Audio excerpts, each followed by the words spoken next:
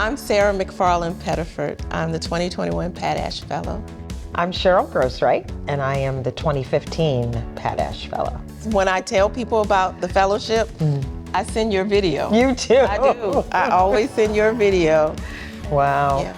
Wow. Cheryl's wasn't the first one that I saw in the lineup, but she had short hair. So that's what drew me to her video initially, is the fact that I thought, okay, she's a short hair person. She has a lot of confidence. But at the end of her video, there was a segment where she talked about the fellowship and what it could do for a potential fellow. And I was listening to how it helped with the professional as well as the personal development and some of the challenges that women face.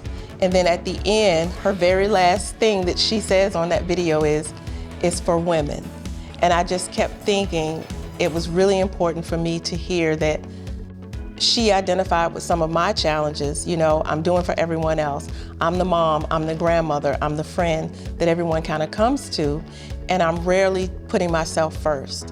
When I heard Cheryl speaking and the passion that she had for community, it really just lent my ear to hear what she was saying. So I think, you know, when I first said to her, I've watched your video, and she was so surprised. That was the beginning for me. I was like, yeah, she don't know it. I'm gonna be right up under her foot like a cat. It was surprising to me when she mentioned me in the interview. I was like, wow, I'm gonna have to go watch that video. What could I possibly said that hit her so dramatically? I mean, I literally just, you know, was sort of being myself and talking about this fantastic experience that I'd had. And Cheryl really encourages me to be my authentic self and not to overguess or overthink things, because I have a tendency to do that sometimes. And she always reminds me of the greatness that's in me. It's been really eye-opening to me to realize, even though I might perceive something in something that someone has or something they can do, doesn't mean they believe it themselves. So to be a support and, you know, just a constant, you know, kind of little voice that maybe can encourage. I'm a big encourager. I don't feel as intimidated as I once did. If there's a doubt that I have about something that I want to do, I know that I can ask Cheryl, and she will give me that encouragement. She always pats me on the back and says, you're doing a great job. It's second nature to be a caregiver, but I think sometimes I forget that I am in a professional role in a lot of what I do. It's not just because of who I am. Like she said, she's naturally an encourager, but sometimes you're in the role of a professional encouraging, and sometimes you're in a personal relationship, and I can get both of those from her. I've worked with a lot of really impressive colleagues, but women, you know, here in Richmond. I mean, this city is just full of powerful women who just give so much. And it's just been a gift to have another way of interacting with a powerful woman, to just continue to be inspired. Yeah, she inspires me. Well, I would say our earlier conversations were a lot more about sort of content.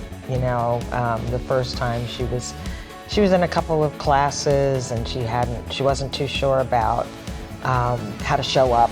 So we talked about that. It was sort of in the midst of racial justice, and there were, you know, some things going on, and so it was just great to, you know, kind of put our heads together and help her think through how she could best, you know, show up.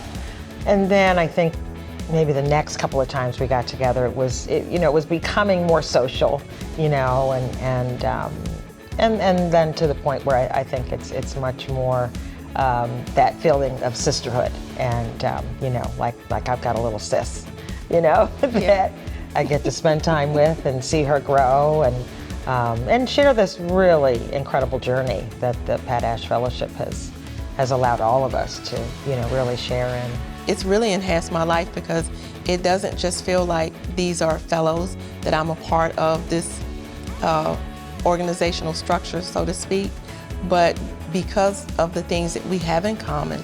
You know, we're women, we're over 50, we're working in the community to bring about change. And we also have our personal lives that have common threads that bind us together as well.